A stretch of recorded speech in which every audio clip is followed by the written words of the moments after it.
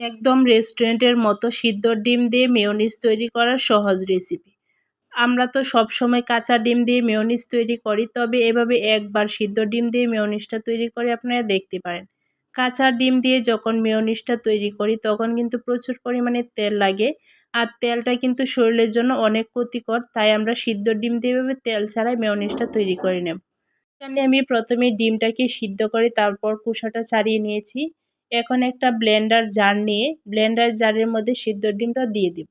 ডিমটা দেওয়ার আগে এভাবে ছুরি দিয়ে 4 ভাগ করে কেটে নেব। একটা ডিম দিয়ে আজকে মেয়োনিজ তৈরি করে দেখাবো। ডিমটা দেওয়া হয়ে গেলে এখন দিয়ে দেব 1 চামচ গুঁড়া দুধ, 1 চামচ চিনি। চিনির পরিমাণটা আপনারা কমিয়ে বাড়িয়ে নিতে পারেন আপনাদের পছন্দ মতো। দিয়ে দেব স্বাদ মতো লবণ, আর দিয়ে দেব 2 কোয়া রসুন, দিয়ে দিব কিছুটা গোলমরিচ গুঁড়া, আর দিয়ে দেব হাফ চা চামচ লেবুর রস। এখন দিয়ে দেব হাফ চা চামচ হোয়াইট ভিনেগার।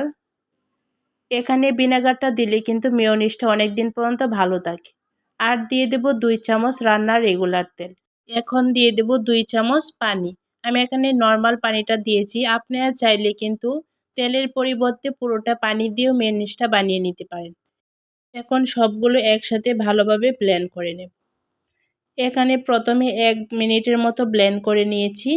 এখন আপনাদেরকে দেখিয়ে দিচ্ছি কীরকম হয়েছে। দেখেন 1 মিনিট পর কিন্তু মেয়োনিজটা এত স্মুদি হয় নাই, সেই জন্য কিন্তু আবারও ঢাকনাটা ডেকে আমি মেয়োনিজটা আবারও ব্লেন্ড করে নেব।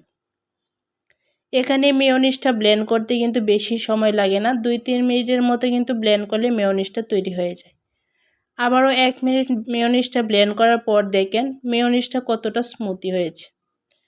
আপনারা দেখে হয়তো বুঝতে পারছেন মেয়োনিজটা কত পারফেক্টভাবে হয়েছে, মেয়োনিজের ঘনত্বটা ঠিক কেমন হয়েছে। কাঁচা ডিম দিয়ে যদি মেয়োনিজটা না বানিয়ে এভাবে সিদ্ধ ডিম দিয়ে মেয়োনিজটা বানান তাহলে কিন্তু শরীরের জন্য অনেক হেলদি হয়, আর খেতেও কিন্তু অনেক ইয়ামি হয় মেয়োনিজটা। আর মেয়োনিজের ঘনত্বটা কেমন হয়েছে দেখেন, আর কতটা স্মুদি হয়েছে।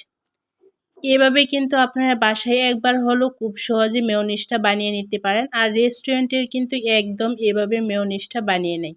এভাবে মেয়োনিজটা বানিয়ে আপনারা নর্মাল ফ্রিজে 7 থেকে 8 দিন পর্যন্ত সংরক্ষণ করতে পারবেন। এভাবে যদি সিদ্ধ ডিম দিয়ে মেয়োনিজটা বানান তাহলে কিন্তু তেলের পরিমাণটা খুব কম লাগে, আর আপনারা চাইলে কিন্তু তেলের পরিবর্তে পানি দিয়েও মেয়োনিজটা বানিয়ে নিতে পারেন। এভাবে মেয়োনিজটা বানিয়ে কিন্তু যে কোনো স্ন্যাক্সের সাথে আপনারা পরিবেশন করতে পারবেন।